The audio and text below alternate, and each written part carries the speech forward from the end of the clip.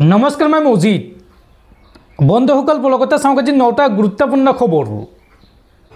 প্ৰথমটো খবৰ পঞ্চায়ত নিৰ্বাচনৰ ফলাফলক লৈ ডাঙৰ খবৰ। উজনি অসমত বিজেপিৰ ভেটিত কপনি তুলিলে লুৰুণজ্যোতি গগৈৰ অসম জাতীয় পৰিষদে। বিজেপিৰ সমানে সমানে আগবাঢ়িছে এজেপি। বিজেপি সমৰ্থিত প্ৰাৰ্থীৰ লগতে জয়লাভ কৰিছে অসম জাতীয় পৰিষদৰ সমৰ্থিত প্ৰাৰ্থীয়ে। উজনি অসমত বিজেপিৰ ভেটিত কপনি তুলিলে লুৰুণজ্যোতি গগৈৰ প্ৰজাপই।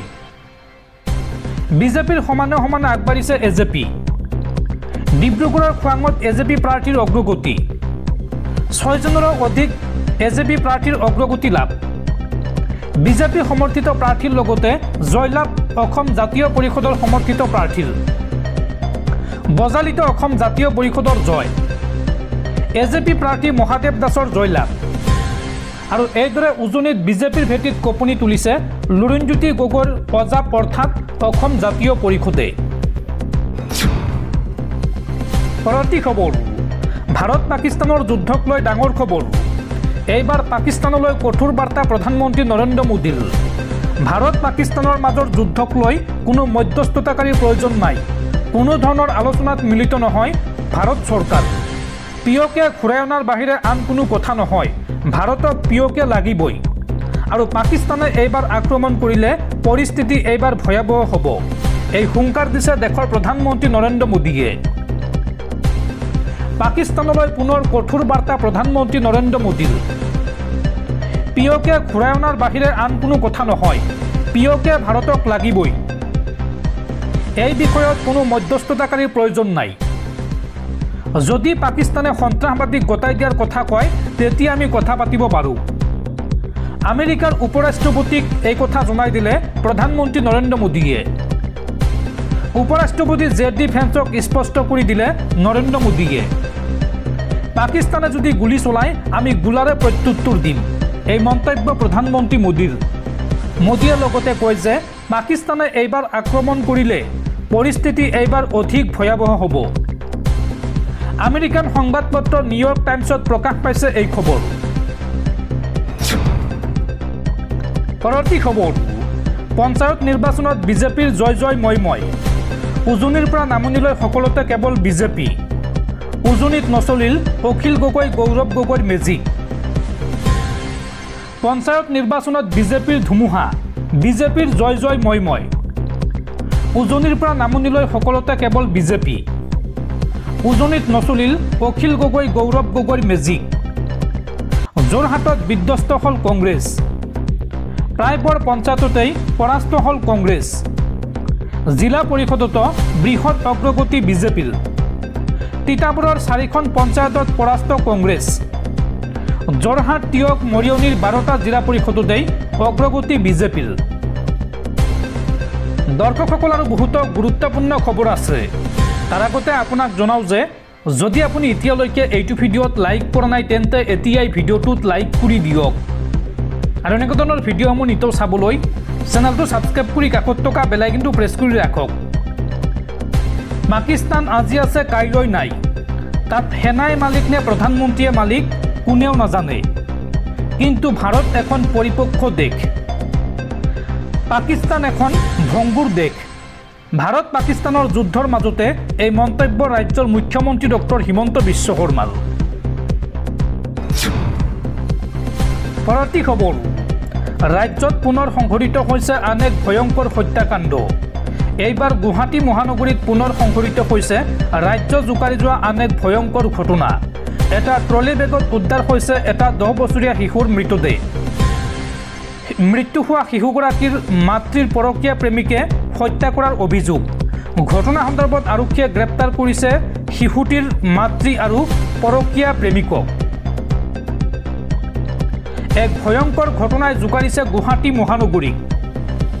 এটা ট্ৰলি বেগত উদ্ধাৰ হৈছে প্ৰায় 10 বছৰীয়া শিশুৰ মৃতদেহ। বশিষ্ঠৰ এটা নিৰ্জন এলেকাত উদ্ধাৰ হৈছে মৃত শিশুটি।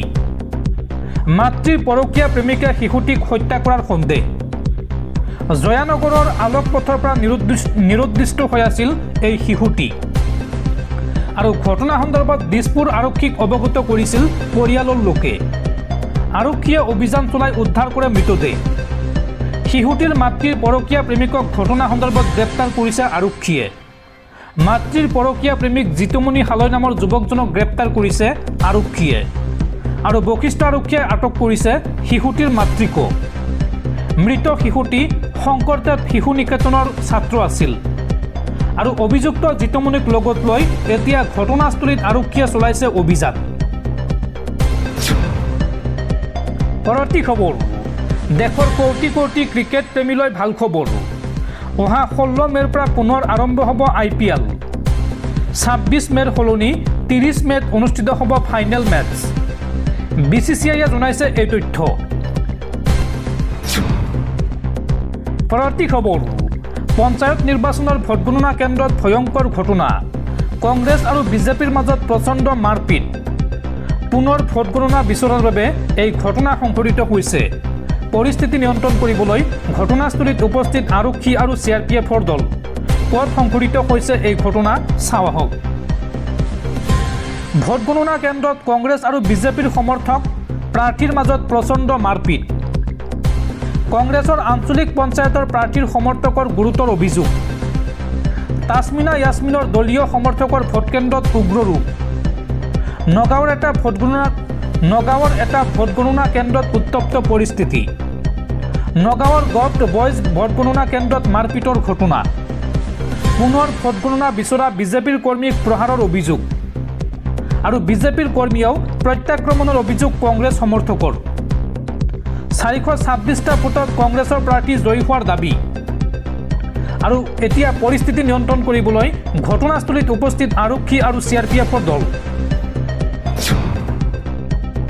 পৰৱৰ্তী খবৰ পাকিস্তানৰ ওপৰত ভাৰতে চলোৱা অপাৰেশ্যন সিন্দুৰত 35ৰ পৰা 40 জন পাকিস্তানী সৈন্যৰ মৃত্যু হৈছে সংবাদমেল পাতি এই মন্তব্য লেফটেনেণ্ট জেনেৰেল ৰাজীৱ ঘাইৰ 7ৰ পৰা 10 মেৰ ভিতৰত নিয়ন্ত্ৰণ ৰেখাত আৰ্টিলাৰী আৰু গুলীচালনাত পাকিস্তানী সেনাই প্ৰায় 35ৰ পৰা 40 জন জোৱান হেৰুৱাইছে বুলি দেওবাৰে সামৰিক অভিযানৰ সঞ্চালক প্ৰধান লেফটেনেণ্ট জেনেৰেল ৰাজীৱ ঘাইয়ে সংবাদমেলত প্ৰকাশ কৰে ৰাজীৱ ঘাইয়ে লগতে এই সংঘাতত ভাৰতৰ 5জনকৈ জোৱান শ্বহীদ হোৱাৰ কথা উল্লেখ কৰে তেওঁ কয় যে আমাৰ লক্ষ্য আছিল সন্ত্ৰাসবাদী আৰু তেওঁলোকৰ আন্তঃগাঁথনি বিশেষকৈ পাকিস্তানী অসামৰিক বা সামৰিক প্ৰতিষ্ঠান নহয় আমি এই কাম নিখুঁতভাৱে কৰিছিলোঁ কিন্তু 7 মেৰ সন্ধিয়া আমি পাকিস্তানী UV আৰু ড্ৰোনৰ সন্ত্ৰাসৰ সন্মুখীন হওঁ যিয়ে আমাৰ অসামৰিক আৰু সামৰিক দুয়োটা অঞ্চলকে লক্ষ্য কৰি লয় উল্লেখযোগ্য যে অপাৰেশ্যন সিন্দুৰ আৰু ইয়াৰ প্ৰভাৱ সন্দৰ্ভত প্ৰেছ ব্ৰিফিং অনুষ্ঠিত কৰিছিল air marshal AK Bharti DGMO lieutenant general Rajiv Ghai major general SS Sharma আৰু ভাইচ এডমিৰেল AM প্ৰমোদে আৰু সংবাদমেলত এইসমূহ তথ্য জনাই ডিফেন্স ডিপাৰ্টমেণ্টে পৰৱৰ্তী খবৰ পঞ্চায়ত নিৰ্বাচনত খাতা খুলিলে আম আদমি পাৰ্টিয়ে আপৰ দখলত চেঙা সমষ্টিৰ 96 নং হৰিপুৰ আঞ্চলিক পঞ্চায়ত 1008টা ভোটৰ ব্যৱধানত জয়লাভ কৰে আম আদমি পাৰ্টিৰ প্ৰাৰ্থী আৰমান খন্দকাৰে পৰৱৰ্তী খবৰ ভাৰত পাকিস্তানৰ যুদ্ধক লৈ আন এক ডাঙৰ খবৰ যুদ্ধবিৰতি উলংঘা প্ৰতিহত কৰিবলৈ ফিল্ড কামাণ্ডাৰসকলক সম্পূৰ্ণ ক্ষমতা প্ৰদান ভাৰতীয় সেনা প্ৰধানৰ ভাৰতীয় সেনা প্ৰধান জেনেৰেল উপেন্দ্ৰ দ্বিবেদীয়ে পাকিস্তানৰ সৈতে শেহতীয়াকৈ চুক্তিবদ্ধ হোৱা যুদ্ধবিৰতিৰ যিকোনো উলংঘাৰ প্ৰতি সঁহাৰি জনাই ফিল্ড কামাণ্ডাৰসকলক নিৰ্ণায়ক প্ৰতিকাৰ গ্ৰহণৰ বাবে সম্পূৰ্ণ কৰ্তৃত্ব প্ৰদান কৰে যুদ্ধবিৰতি ঘোষণাৰ পিছতে DGMO পৰ্যায়ৰ আহ্বানৰ জৰিয়তে এই নিৰ্দেশনা প্ৰদান কৰা হৈছে জেনেৰেল দ্বিবেদীৰ এই আদেশে কামাণ্ডাৰসকলক ভাবুকি প্ৰতিহত কৰিবলৈ দ্ৰুত আৰু স্বতন্ত্ৰভাৱে কাম কৰাৰ ক্ষমতা প্ৰদান কৰিছে যাৰ ফলত পাকিস্তানে এনে চুক্তি উলংঘা কৰাৰ ইতিহাসক লৈ উদ্বেগ প্ৰকাশৰ মাজতে ভাৰতৰ শক্তিশালী প্ৰতিৰক্ষা নিশ্চিত কৰিছে শেহতীয়াকৈ ভাৰতৰ 26টা স্থানত পাকিস্তানে ড্ৰোন আৰু মিছাইল আক্ৰমণ আৰু পাকিস্তানৰ বিমান ঘাটিত ভাৰতে প্ৰতিহতমূলক আক্ৰমণ চলোৱাৰ পৰিপ্ৰেক্ষিতত সেনা প্ৰধানগৰাকীয়ে এই সিদ্ধান্ত লোৱা হৈছে বুলি সদৰি কৰিছে বৈদেশিক সচিব বিক্ৰম মিশ্ৰীয়ে ইয়াৰ পূৰ্বে পাকিস্তানৰ উদ্দীপক কৌশল আৰু ভুল তথ্য অভিযানক গৰিহণা দি ভাৰতৰ ধীৰ সঁহাৰি জনোৱাৰ সংকল্পক আৰু অধিক শক্তিশালী কৰি তুলিছিল জেনেৰেল দ্বিবেদীয়ে জোৰ দি কয় যে ভাৰত যুদ্ধবিৰতিৰ প্ৰতি দায়বদ্ধ হৈ থাকিলেও সীমা অতিক্ৰম কৰি গুলীচালনা বা সন্ত্ৰাসবাদীৰ অনুপ্ৰৱেশ তাৎক্ষণিক আৰু সমানুপাতিক সঁহাৰি জনাব। 12 মে'ত 12 বজাত অনুষ্ঠিত হ'বলগীয়া DGM আলোচনা আনুগত্যৰ মূল্যায়নৰ বাবে অতি গুৰুত্বপূৰ্ণ হ'ব যদিও ভাৰতৰ সামৰিক নেতৃত্ব যিকোনো পৰিস্থিতিৰ বাবে সাজু বুলি সদৰি কৰিছে। ভাৰতৰ কৌশলগত সতৰ্কতা আৰু সাৰ্বভৌমত্ব ৰক্ষাৰ বাবে প্ৰস্তুতিৰ ওপৰত গুৰুত্ব আৰোপ কৰি ফিল্ড কামাণ্ডাৰসকলক এই ক্ষমতা প্ৰদান কৰা হৈছে। এই যুদ্ধবিৰতিটোৱে উত্তেজনা হ্ৰাসৰ ক্ষেত্ৰত এখোজ আগুৱাই গ'লেও সন্ত্ৰাসবাদৰ প্ৰতি পাকিস্তানে সমৰ্থন দিয়াৰ ক্ষেত্ৰত ভাৰতৰ উদ্বেগ হ্ৰাস পোৱা নাই, যিটো কথা সামৰিক বিষয়াসকলে পুনৰ উল্লেখ কৰিছে। আমেৰিকা, চীন আৰু ছৌদি আৰবৰ পৰা সংযমৰ বাবে আন্তঃৰাষ্ট্ৰীয় আহ্বানে বিশ্বৰ ৰাষ্ট্ৰগোষ্ঠীৰ উদ্বেগ স্পষ্ট কৰি তুলিছে। কিন্তু ভাৰতৰ সামৰিক স্থিতিয়ে স্পষ্ট বাৰ্তা প্ৰতিফলিত কৰিছে যে শান্তি পাকিস্তানৰ এই নিয়ম মানি চলাৰ ওপৰত নিৰ্ভৰশীল।